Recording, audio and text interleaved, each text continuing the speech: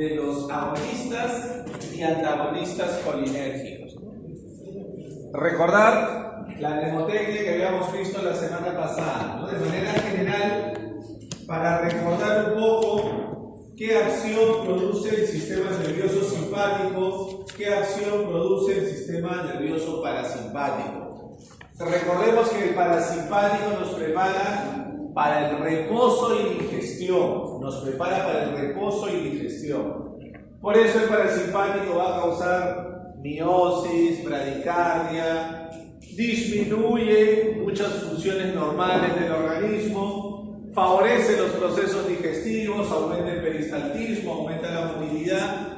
Recordemos eso de manera general para poder ubicarnos mejor. Favorece el reposo y digestión. En ese contexto, tenemos que recordar que a diferencia de lo que veíamos con el sistema nervioso simpático, aquí tenemos dos tipos de receptores. En la división parasimpática tenemos primero receptores nicotínicos, que pueden ser nicotínicos neuronales o nicotínicos musculares, ¿no? Recordar que todos los receptores nicotínicos son receptores tipo canal iónico. Tanto el nicotínico neuronal como el nicotínico muscular son receptores tipo canal iónico, que permiten el ingreso de sodio y la salida de potasio. Permiten el ingreso de sodio y la salida de potasio. Entonces, ¿dónde tenemos, jóvenes, el nicotínico neuronal? ¿Se acuerdan dónde tenemos principalmente el nicotínico neuronal? ¿Se acuerdan? ¿Ah? ¿Dónde tenemos el nicotínico neuronal? ¿Ah? ¿Dónde tenemos? Acuérdense, tienen que acordarse. ¿Dónde tenemos nicotínico neuronal?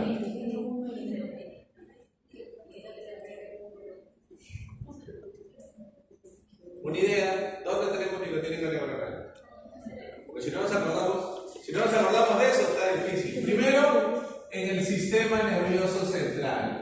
¿Dónde más tenemos? A nivel de los ganglios autonómicos. Y también, recordemos, nicotínico neuronal tenemos en la médula suprarrenal. En esas tres ubicaciones, sistema nervioso central, ganglios autonómicos y médula suprarrenal. Obviamente, si el nicotínico neuronal es un receptor tipo canal iónico, permite el ingreso de sodio y la salida de potasio, ¿qué tipo de acción producirá? ¿Excitatoria o inhibitoria? Obviamente excitatoria, porque permite el ingreso de sodio, va a producir una despolarización. ¿Qué va a causar en estas localizaciones? A nivel del sistema nervioso central, produce el potencial posináptico excitatorio en fase inicial. Lo mismo a nivel de los ganglios autonómicos, produce el potencial posináptico de tipo excitatorio en fase inicial, posee un efecto estimulante. Porque al permitir el ingreso de sodio va a causar una despolarización y la activación de la siguiente neurona. Y a nivel de la médula suprarrenal, aumenta la liberación de catecolaminas endógenas. Aumenta la liberación de catecolaminas endógenas, particularmente adrenalina y noradrenalina. ¿Dónde tenemos el nicotínico muscular? Queda más fácil todavía. ¿Dónde tenemos nicotínico muscular? Obviamente, músculo esquelético, ¿no? Tenemos en la placa motora terminal de la unión neuromuscular, ¿sí? ¿Y qué va a producirse cuando estimulamos este receptor nicotínico muscular? Contracción del músculo esquelético. El músculo esquelético se va a contraer. Entonces, por una parte tenemos los nicotínicos, que son canal iónico, y luego, los más importantes, tenemos a los muscarínicos, que son acoplados a proteína G, que vamos a recordar brevemente. Vamos a borrar esto de aquí. A ver, recordamos brevemente los muscarínicos, ¿no? Aquí es más fácil, tenemos M1, M2, M3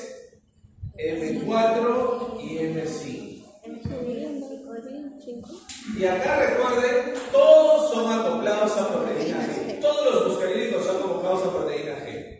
Y tenemos una mnemotecnia muy sencilla que nos ayuda a recordar qué tipo de proteína G utiliza cada receptor muscarínico. Los impares M1, M3 y M5 utilizan G de tipo Q. G de tipo Q. Significa que van a tener un efecto estimulante, porque recordemos que la GQ promueve la liberación de calcio, utiliza el hidroxilón trifosfato como segundo mensajero, aumenta la liberación de calcio y promueve la activación de una proteína quinasa de tipo C. Entonces, M1, M3 y M5 utilizan proteína G de tipo Q, van a tener un efecto estimulante. Mientras que M2 y M4, lo contrario, utilizan GI, que es una proteína inhibitora. Entonces recordemos dónde tenemos cada uno de estos receptores. ¿Dónde tenemos receptor M1, jóvenes? ¿Ah? Por ejemplo, en los ganglios también, en los ganglios autonómicos,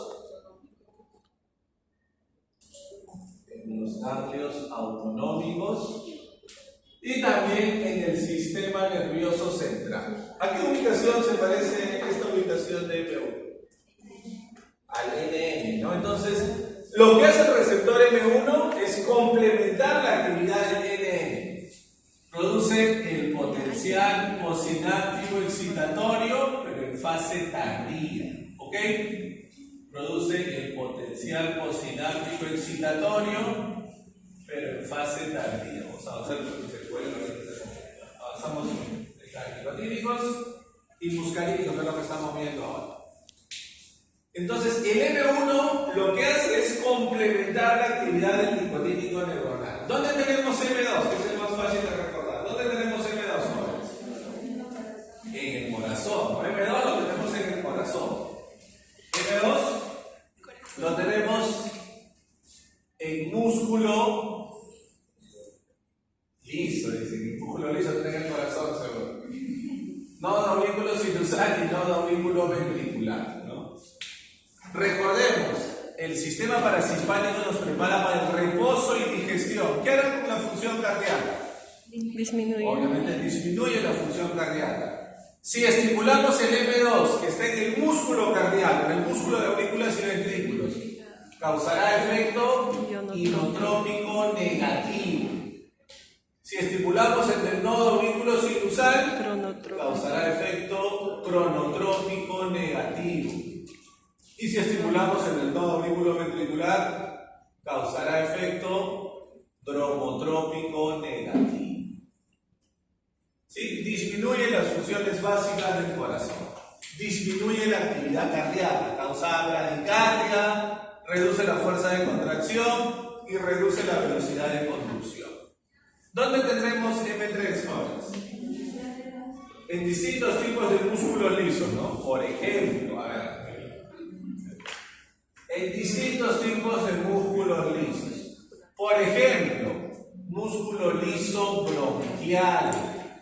Por ejemplo, músculo liso vascular.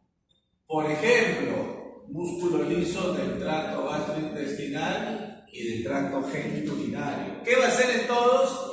Contraer o relajar el músculo liso. ¿Qué es lo que va a hacer? Relajar. Si es que si libera calcio, ¿qué es lo que va a hacer? Va a contraer el músculo liso, obviamente. Habrá entonces, a nivel bronquial, broncoconstricción. A nivel vascular, habrá vasoconstricción. Vamos a ver luego por qué eso cambia. Vamos a ver ahora. Vasoconstricción. Y a nivel del tracto gastrointestinal y genitourinario, obviamente, si favorece la digestión, aumenta la motilidad y aumenta el peristaltismo gastrointestinal. A ver. Aparte de esto, ¿dónde más lo tenemos? También en el músculo, vamos a ponerlo acá, en el músculo circular de la pupila o esfínter de la pupila. ¿Qué va a causar ahí? Va a causar miosis, contracción de ese músculo circular de la pupila. Lo tenemos también en las glándulas secretoras. ¿Qué va a hacer? Aumenta la secreción glandular. Por ejemplo, en glándulas salivales aumenta la producción de saliva. En glándulas sudoríparas aumenta la producción de sudor. Y en todas las glándulas secretoras. ¿Sí? ¿Qué pasa acá? Acá pasa algo peculiar, ¿no? Pongámoslo por acá. M3 también lo tenemos en células endoteliales. ¿Se acuerdan? En el endotelio vascular. También lo tenemos en células endoteliales. ¿Qué pasa cuando estimulamos el M3 que es en las células endoteliales? Que aumenta la liberación de óxido nítrico. ¿Y qué causa el óxido nítrico, jóvenes? ¿Vasoconstricción o vasodilatación? ¿Se acuerdan? El óxido nítrico es un potente vasodilatador. Por eso es que a pesar de que la estimulación del músculo liso vascular produce vasoconstricción, la respuesta predominante de la estimulación parasimpática sobre los vasos sanguíneos, la respuesta predominante es vasodilatación, porque la estimulación de las células endoteliales es más intensa y la liberación de óxido nítrico tiene un efecto más potente. ¿Estamos hasta acá? ¿Se entendió? Sí. ¿Qué más? ¿Dónde más? Si queremos ir un poquito más allá, ¿no? Queremos ir un poquito más allá. ¿Dónde tenemos M3? En el conducto de Schlemm. ¿Sí? En el conducto de Schlemm. ¿Qué es lo que hace? Favorece el drenaje de humor acuoso. Al favorecer el drenaje de humor acuoso, disminuye la presión intraocular, reduce la presión intraocular. Por eso es que es útil para el tratamiento del glaucoma, porque reduce la presión intraocular. ¿Sí? Pongamos esto más abajito para no confundirnos. Hasta ahí estamos con el M3. Un poquito más acá abajito, M4. Ya recordemos, M4 es EI. De M4 se conoce poco, ¿no? Solo se sabe que está en el sistema nervioso central y que su estimulación produce analgesia. Y del M5 también está en el sistema nervioso central y su estimulación promueve la memoria y el aprendizaje. ¿Sí? Algunos necesitan un agonista M5 urgente, intravenoso. ¿Sí? Entonces recordemos, M1, ganglios autonómicos y sistema nervioso central. M2, en el corazón. M3, en distintos tipos de músculos lisos. Distintos tipos de músculos lisos. M4 y M5, en el sistema nervioso central. Entonces, como vimos en el caso anterior de la división simpática, recordando esto, sobre todo lo que vemos acá de los receptores muscarínicos, va a ser más fácil que entendamos qué es lo que hace cada agonista o antagonista. A ver, hablemos primero de los agonistas. Nosotros tenemos dos tipos de agonistas colinérgicos. Agonistas colinérgicos de acción directa y agonistas colinérgicos de acción indirecta. Los de acción directa son aquellos que van específicamente y estimulan los receptores. Los agonistas colinérgicos directos son aquellos que imitan la acción de la acetilcolina, estimulando específicamente, de manera directa, a cada receptor muscarino. Vamos a ver que los agonistas colinérgicos directos estimulan principalmente receptores muscarinos. Casi no tienen actividad nicotínica.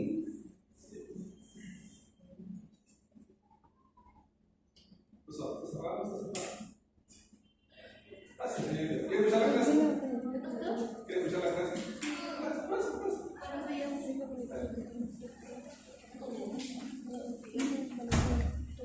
Como les decíamos, jóvenes, los agonistas colinérgicos pueden ser directos si estimulan directamente al receptor, mimetizan el efecto de la acetilcolina, sobre todo en receptores muscarínicos, o pueden ser indirectos. Indirectos serán aquellos que inhiben a la enzima acetilcolinesterasa.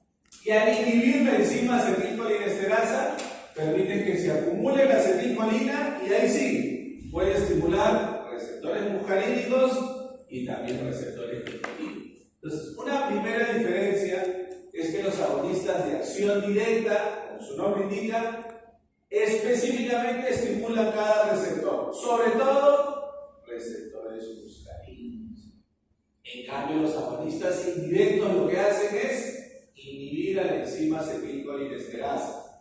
Por lo tanto, ya no se metaboliza la acetilcolina, se acumula en el espacio sináptico y por lo tanto puede estimular receptores muscarínicos y también receptores nicotínicos.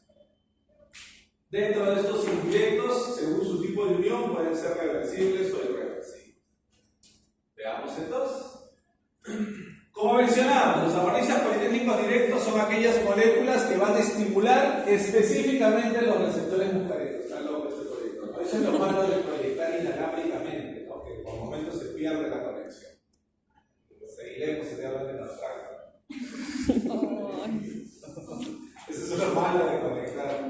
¿Qué solución? Pues el cable no funciona, pero podemos conectar inalámbricamente, ¿no? Esta es la solución. Pero bueno, esperemos. No sé si se ha apagado. ¿Se ha apagado? No, está prendido. ¿No? Está prendido. Está prendido. A ver. Bueno, ahí si no explicaremos algo en la pizarra, por favor. ¿Qué vamos a hacer? Ahí aparecerá. Acá sigue corriendo. Pero bueno, les decíamos, los colinérgicos de acción directa van a estimular cada uno de estos receptores. Borramos esto para que nos deje espacio a poder colocar algo que es la pizarra.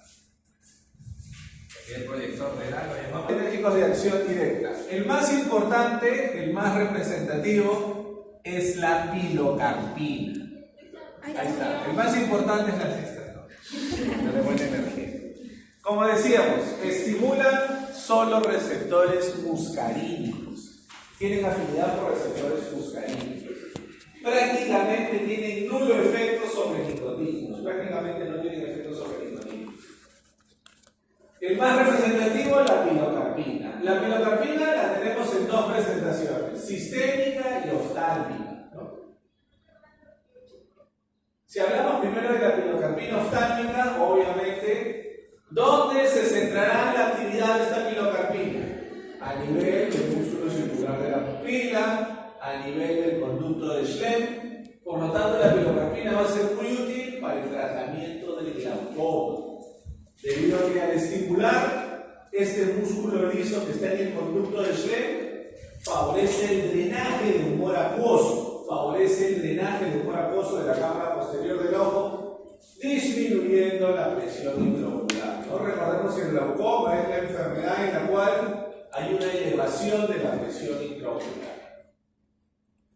Sin embargo, la pilocarpina administrada por vía oftálmica, de manera rara, de manera poco frecuente, pero puede llegar a causar efectos sistémicos. ¿No les ha pasado alguna vez, jóvenes? No sé si habrán utilizado alguna vez una gota oftálmica y no les ha pasado alguna vez que por más que nos echamos la gota y nos quedamos ahí, luego pasa un momento y, ¿no? Como que sentimos un sabor algo rarito. ¿No les ha pasado alguna vez? Eso puede suceder, ¿no? Porque parte del producto oftálmico que nos echamos puede entrar al conducto nasolacrimal, ir a la orofaringe y un poco se le glute, ¿no? Entonces, a veces sucede eso.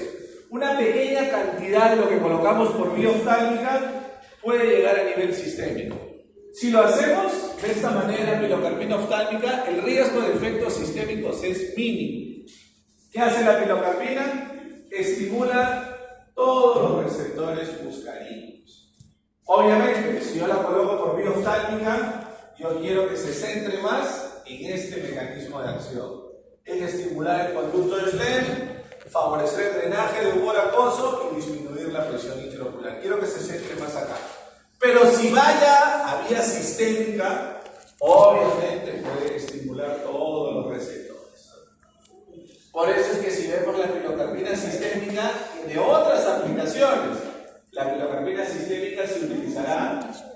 principalmente para el tratamiento de la serostomía.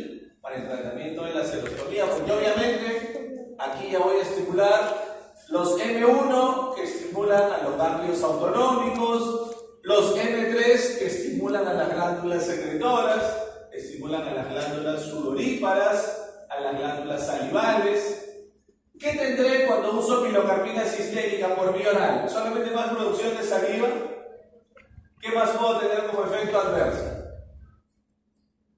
¿Qué puedo tener si utilizo pilocarpina vía oral y yo sé que la pilocarpina estimula todos los receptores? ¿Qué otros efectos adversos podremos tener? Aumento del peristaltismo, aumento de la motilidad. El paciente va a estar constantemente en el baño, ¿no? Miccionando, defecando.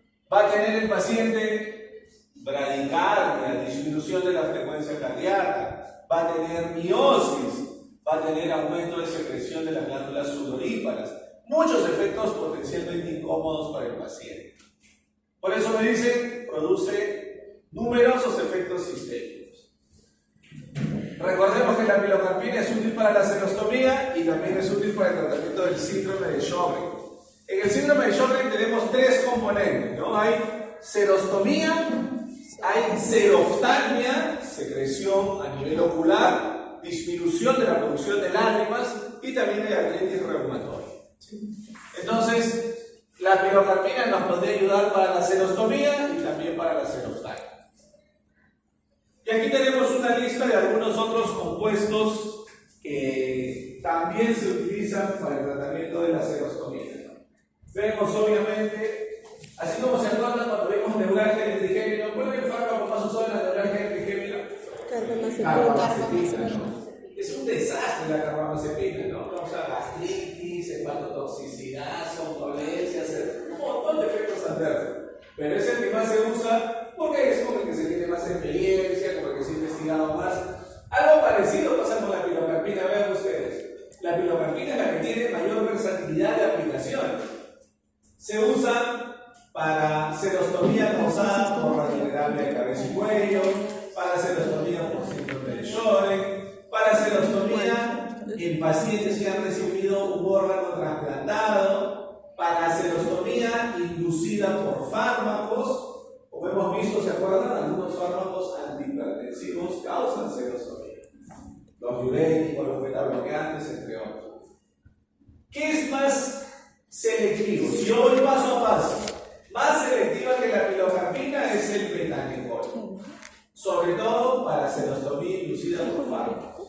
Y mucho más selectiva, mucho más específica es la cevimelina que tenemos acá, que se usa sobre todo para la serostomía inducida por el síndrome de Sjögren. Entonces, esos tres fármacos son los que nos interesan más. La menos selectiva, pilocarpina, pero es la que más se usa, ¿sí? Porque se tiene mucha experiencia con ellos. Betanecol, más selectiva y muchísimo más selectiva, la más selectiva de las tres, la cevimelina. Acá nos hablan en esta referencia también que cuando se usan algunos cialogobo es cualquier fármaco que estimule la producción salival, Cuando se usa pilocarpina por vía oral, va a ser útil para mejorar la secreción salival, pero puede causar efectos adversos sistémicos, obviamente, ¿no? Sudoración excesiva. La sudoración excesiva tiene un nombre, ¿no? Eso se llama diaforesis. ¿Sí? Una sudoración excesiva se conoce como diaforesis. Entonces, la pilocarpina sistémica puede causar diaforesis, puede causar flushing, que es una vasodilatación de los lechos vasculares a nivel periférico, incremento de la frecuencia urinaria, problemas gastrointestinales. Por lo tanto, prohibido de administrar en pacientes adultos mayores que son más susceptibles a estos fármacos. Vemos ahora los colinérgicos de acción indirecta. Cuando hablamos de los colinérgicos de acción indirecta, tenemos en primer lugar los que se unen a la acetilcolinesterasa, pero de forma reversible, con un enlace débil. Pueden ser fuerzas de Van der Waals o pueden ser puentes de hidrógeno. ¿Sí? Como decíamos, se van a unir de manera acetilcolinesterasa. Si se unen a la enzima acetilcolinesterasa, van a bloquear a esta enzima. Al bloquear a esta enzima, la acetilcolina se queda libre y continúa estimulando de forma repetida su receptor. Porque al bloquear la acetilcolinesterasa, ya nadie va a metabolizar a la acetilcolina. Aquí sí, como les decíamos, al quedar bloqueada la enzima acetilcolinesterasa, se acumula la acetilcolina. Aquí sí la acetilcolina podrá estimular receptores muscarínicos y receptores nicotínicos. Entonces, una diferencia importante entre colinérgicos de acción directa y de acción indirecta es que los de acción directa tienen efecto principalmente muscarínico. En cambio, los de acción indirecta tienen efecto muscarínico y también efecto nicotínico. El agente más representativo es la neostigmina. Su principal aplicación es el tratamiento de la miastenia gravis. El tratamiento de la miastenia gravis. ¿Saben ustedes? ¿Saben ustedes, jóvenes, qué cosa es la miastenia gravis? ¿Tienen una idea qué es la miastenia gravis? ¿Han visto alguna vez? ¿Qué será la miastenia gravis? ¿A qué les suena la miastenia gravis?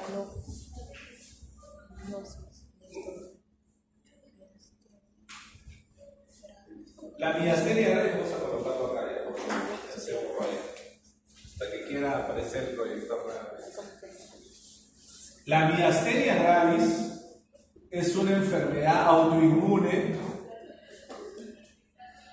en la cual el organismo del paciente produce una gran cantidad de anticuerpos, inmunoglobulina G e inmunoglobulina M, que van a destruir a los receptores nicotínicos musculares. Recuerden que una enfermedad autoinmune es aquella enfermedad en la cual el propio organismo del paciente desconoce un componente de su cuerpo y trata de destruirlo. ¿Qué enfermedades autoinmunes conocen ustedes, jóvenes? ¿Alguna? Por ejemplo, el lupus eritematoso sistémico, pérfido, hay trombocitopenia autoinmunitaria, artritis autoinmunitaria. Entonces, la miastenia gravis, ¿a qué afectará? ¿Dónde está el nicotínico muscular? ¿Se acuerdan? En el músculo esquelético. ¿Qué pasará si, por poner un ejemplo, normalmente yo tengo, por poner un ejemplo, 1 millón de receptores nicotínicos musculares, 1 millón, y eso me permite mantener un adecuado tono muscular, poder realizar mi actividad normalmente? Pero de repente la miastenia gravis me baja de 1 millón a 500.000. ¿Qué pasará? ¿Cuál será la principal manifestación de esa miastenia gravis? Si hay menos cantidad de receptores nicotínicos musculares, ¿cuál será la principal manifestación de esta enfermedad? Ese es el un extremo, ¿no? Antes de llegar a la parálisis, ¿cuál será la principal manifestación? Dificultad para los movimientos, debilidad muscular, que en un caso extremo, si no recibe tratamiento, puede llegar a la parálisis muscular completa. Entonces, si yo tenía, como les decíamos, por poner un ejemplo, normalmente 1 millón de receptores, y en el paciente con miastenia gravis, ahora tengo solo 500.000 receptores. ¿Cómo puedo hacer yo que estos receptores funcionen como si el paciente estuviera sano? Inhibiendo a la enzima acetilcolinesterasa. Porque al inhibir la enzima acetilcolinesterasa, se va a quedar más tiempo en el espacio sináptico la acetilcolina y podrá estimular de forma repetida a esos pocos receptores que quedan. ¿Se entiende, jóvenes? ¿Se entiende? Entonces, el tratamiento para la miastenia gravis incluye inhibidores de tipo reversible de la enzima acetilcolinesterasa. El más utilizado es la neostigmina. Entonces, su tratamiento va a basarse en eso, ¿no? El tratamiento básico de la miastenia gravis es la neostigmina. Secundariamente se puede utilizar también en otras aplicaciones como la retención urinaria no obstructiva, pero ya casi no se usa para eso. Su principal aplicación sigue siendo la miastenia gravis. También existe otro fármaco que es la piridostigmina, también útil en miastenia gravis. La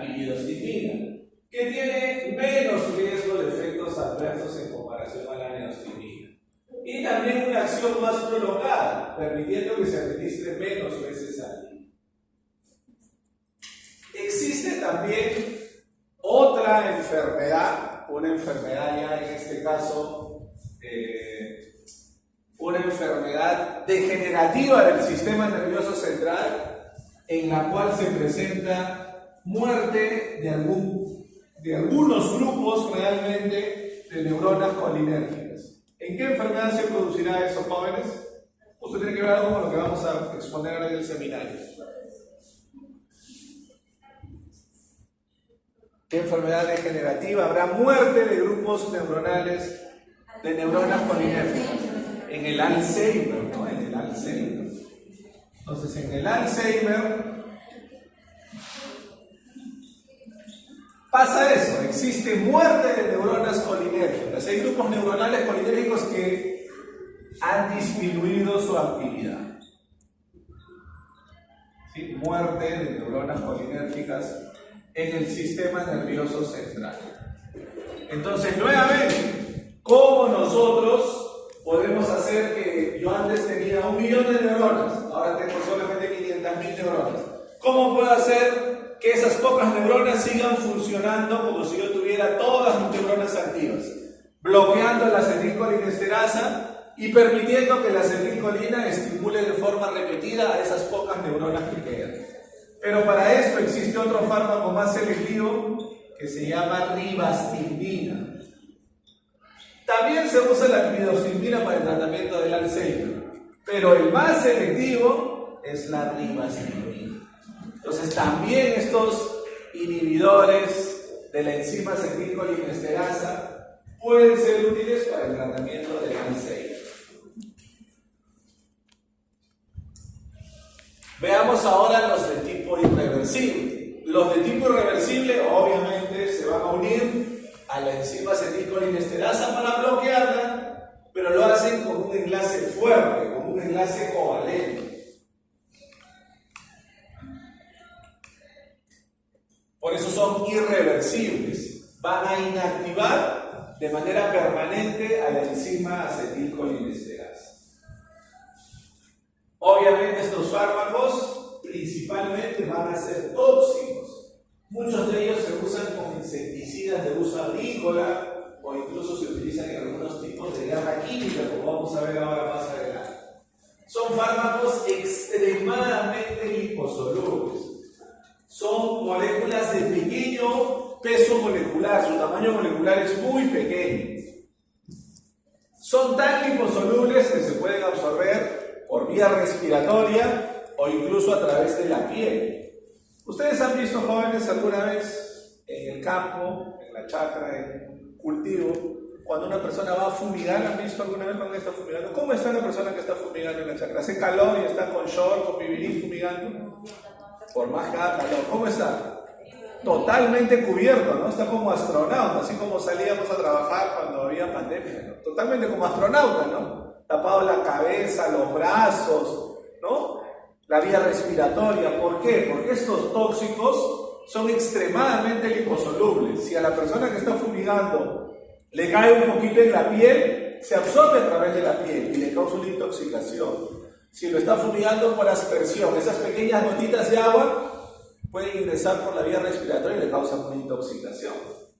Entonces, al ser tan liposolubles, atraviesan fácilmente el sistema nervioso central y van a causar manifestaciones muscarínicas, porque recordemos que hay M1 en el sistema nervioso central, y también manifestaciones nicotínicas, porque hay NN en el sistema nervioso central. La mayoría de estos compuestos son sustancias potencialmente tóxicas y letales. Solamente existe una que tiene uso terapéutico algo raro, pero existe una que tiene uso terapéutico, que se llama malatión. El malatión es el órgano fosforado, el único que tiene aplicación terapéutica. Se usa tópicamente en presentación de loción para pacientes que tienen pediculosis. ¿Saben, jóvenes, qué es pediculosis? ¿Saben qué es pediculosis? ¿Ah? ¿Qué será pediculosis? ¿A qué suena pediculosis? ¿Ah? A pie. ¿Qué pasó? tuberculosis es la infestación por piojos, ¿no? Entonces, el único uso terapéutico de los órganos fosforados es para este malatión que se utiliza tópicamente en loción en pacientes que tienen pediculosis. Los demás no tienen uso terapéutico, ¿no? Este insecticida agrícola que les decíamos, el más conocido es el paratión. El paratión es un insecticida de uso agrícola que se usa mucho para fumigar las plantas, para fumigar los productos que se están cultivando en el campo, porque va a evitar que sean contaminados con algunos parásitos, algunas plagas que llegan a este tipo de cultivos. Por eso es muy, como les decíamos, muy potencialmente tóxico. Altamente liposoluble, se absorbe por la piel, se absorbe incluso por la vía respiratoria. Y existen también algunos gases nerviosos, ¿no? Como el sarín, el somán y el tabú. Son todavía más liposolubles y son gases. Imagínense, ¿no? Tiene un efecto de inhibir de manera irreversible a la acetilcolinesterasa. Ahí viene cada cierto tiempo. El más importante de estos, por ahí el más conocido, es el gas sarín. El gas sarín se ha utilizado mucho, incluso en atentados terroristas, en la guerra química, porque este gas sarín es extremadamente liposoluble, ¿no? Hace muchos años, fue buscar por ahí, creo que es una película que hicieron de ese tema. Hace muchos años, un grupo extremista en Tokio. Ustedes saben, normalmente los grupos extremistas, a veces con el afán de captar gente, les dicen a sus seguidores que ya viene el fin del mundo, ¿no? Que se va a acabar el mundo pronto, ¿no? Este año que viene, el otro año. Entonces, empiezan a hacer actividades enfocadas en eso. Hubo un grupo terrorista que se unió en el metro de Tokio, me parece, y lanzó una bomba de gas sarín, ¿no? Se murieron muchísimas personas. Cuando nosotros tenemos un órgano fosforado, esa intoxicación va a causar los dos tipos de manifestaciones: muscarínicas y nicotínicas.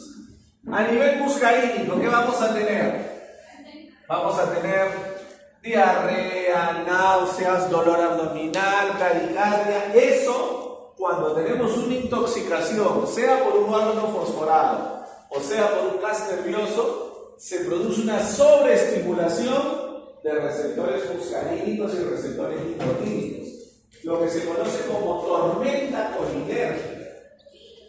¿Qué vamos a ver en esa tormenta colinérgica? Primero, manifestaciones muscarínicas. Estimulo de manera excesiva al M3 del tracto gastrointestinal y genitourinario. ¿Qué voy a tener? Vómitos, diarrea.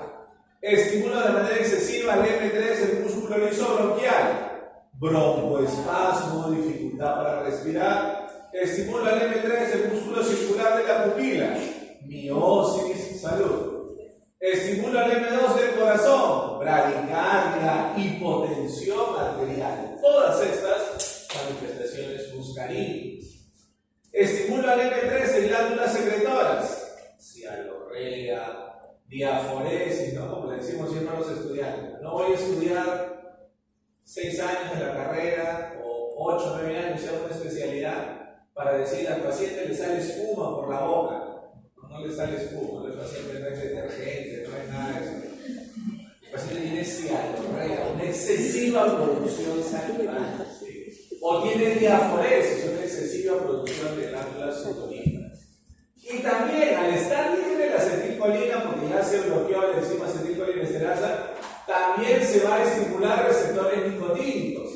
¿Y qué causa por la excesiva estimulación nicotínica en el sistema nervioso central? Convulsiones, paro respiratorio, lo que puede llegar incluso a la muerte.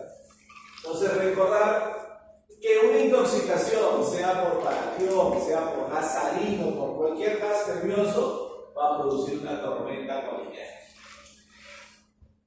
Ya hemos visto los agonistas, veamos ahora los antagonistas colinérgicos. Los antagonistas colinérgicos van a bloquear los efectos de la acetilcolina, bloqueando principalmente los receptores muscarínicos. Ojo con eso.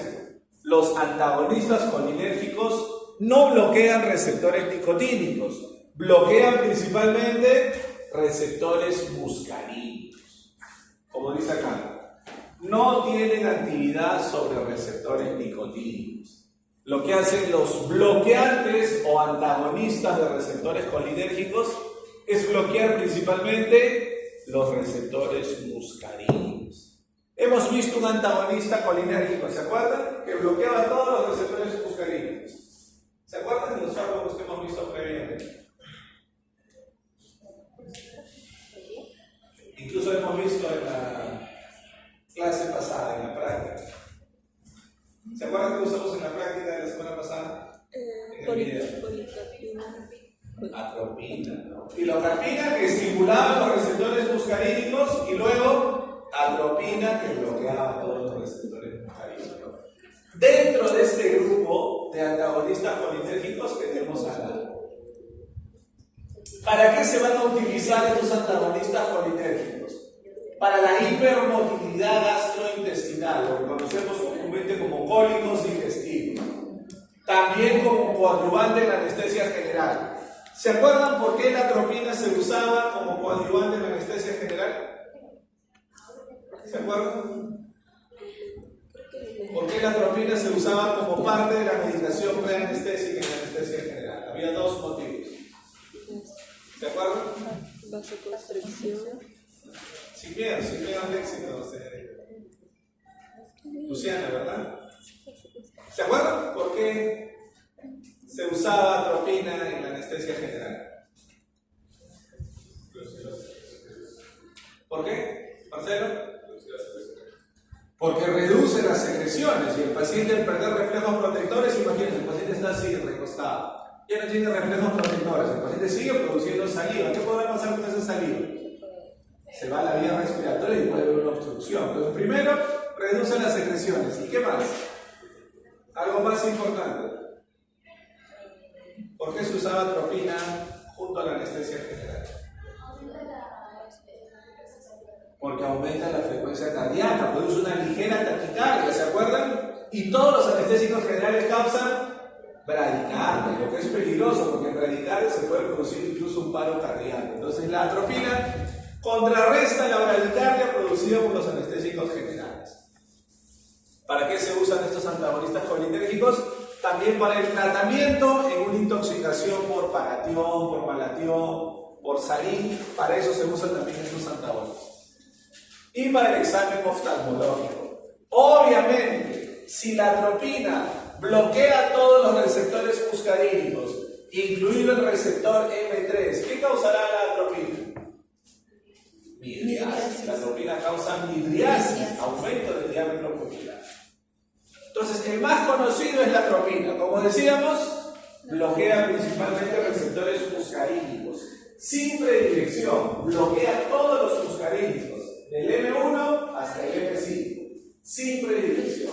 La atropina sí puede llegar al sistema nervioso central, por eso bloquea M4 y M5.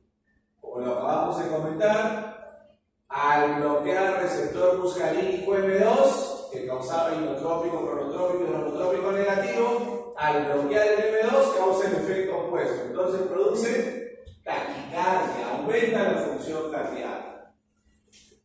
La atropina al bloquear el músculo liso gastrointestinal, obviamente también disminuye la motilidad y el peristaltismo gastrointestinal. Puede favorecer la retención urinaria, sobre todo en pacientes adultos mayores, y produce una midriasis prolongada. Incluso cuando se usa por vía sistémica, mucho más cuando se usa por vía tópica, oftálmica, directamente a nivel ocular. ¿Qué efectos adversos puede causar? El extremo, ¿no? Imagínense.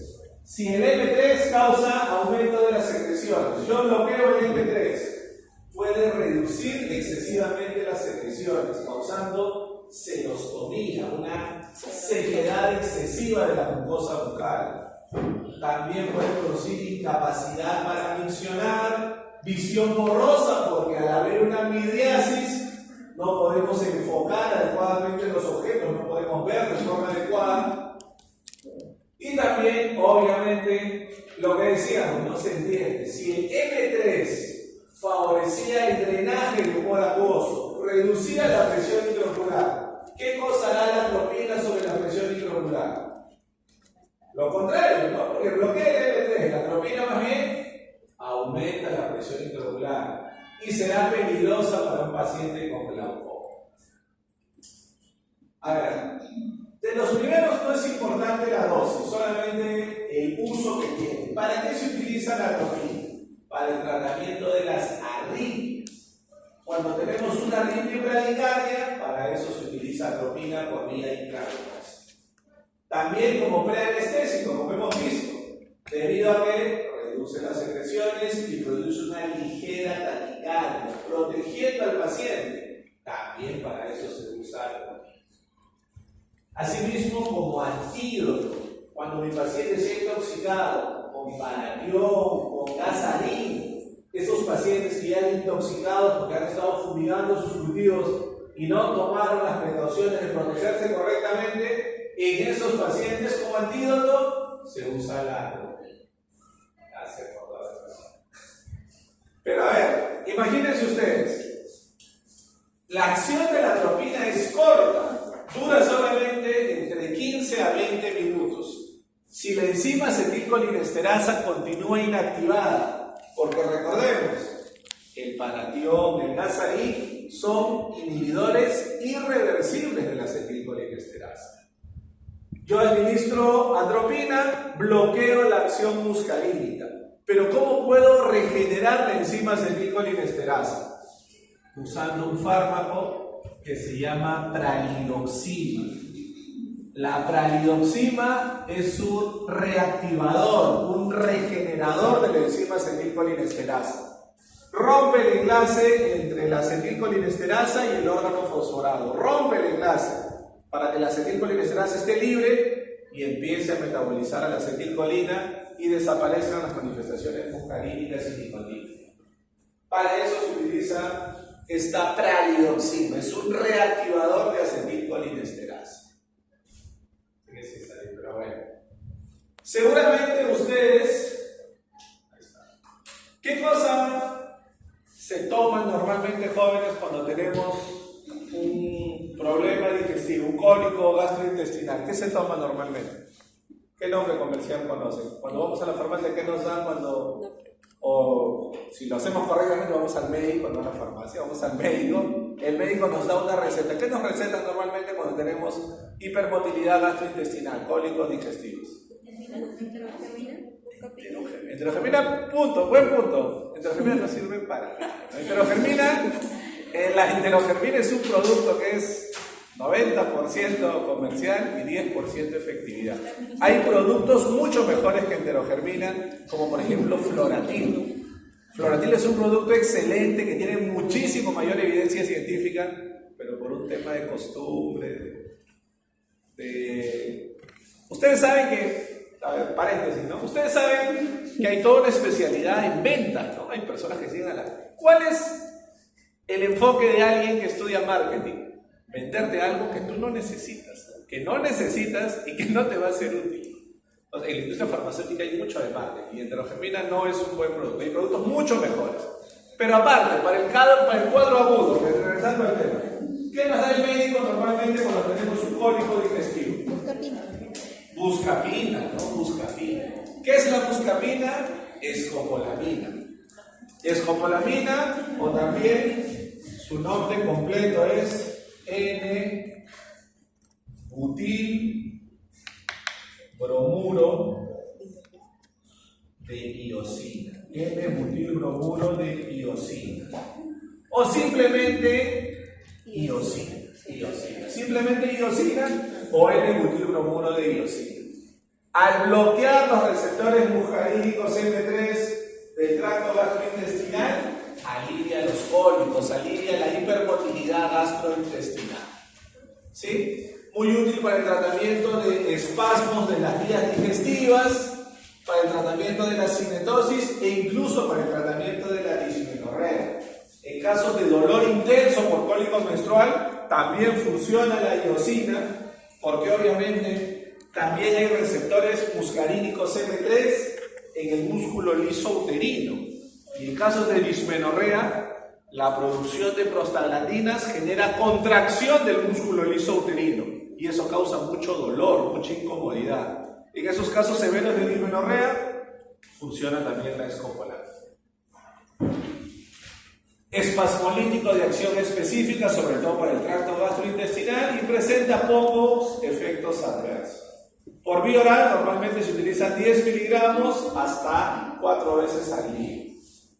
Cuando se quiere un efecto más intenso se asocia con paracetamol, por eso habrán visto que hay buscapina simple y buscapina compuesta, ¿no? Que viene en mayor concentración y asociada con paracetamol. ¿Para qué se va a utilizar entonces la escopolamina? Las indicaciones que hemos mencionado, ¿no? Para tratamiento de problemas a nivel digestivo, para también reducir la incidencia de vómitos post-anestesia general y para casos de espasmo a nivel gastrointestinal, para casos de cólicos digestivos. Y también problemas de dismenorrea, como hemos mencionado, porque bloquea el receptor muscarínico M3 que está en el músculo liso uterino. Y el último fármaco que vamos a ver, jóvenes, es el bromuro de infratropio. El bromuro de infratropio. El bromuro de infratropio es un fármaco que se usa por vía inhalatoria. Y si bien es cierto, no es totalmente selectivo, al usarlo por vía inhalatoria va a bloquear sobre todo el M3 que está en el músculo liso bronquial. Si yo bloqueo el M3 que está en el músculo liso bronquial, ¿qué efecto voy a tener? Broncodilatación. Entonces, ¿para qué será útil el bromuro de infratropio? ¿Para qué enfermedad? Para pacientes con asma. El bromuro de infratropio, primero, es un derivado de amonio cuaternario. ¿Por qué eso es importante? Porque tiene un alto peso molecular, lo que impide que se absorba por vía digestiva.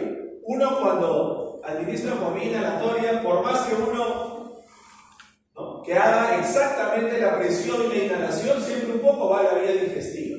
Al ser derivado de amonio cuaternario y tener un peso molecular más grande, no se absorbe por vía digestiva.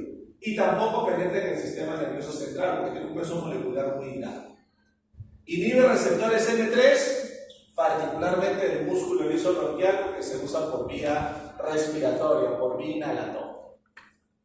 Obviamente va a ser como coadyuvante para el tratamiento del asma bronquial. Hay pacientes en los cuales no se puede usar salbutamol o no responden bien al salbutamol. Una excelente alternativa es este bromuro de infratropio. Al ser derivado de amonio cuaternario, no cruza la barrera hematoencefálica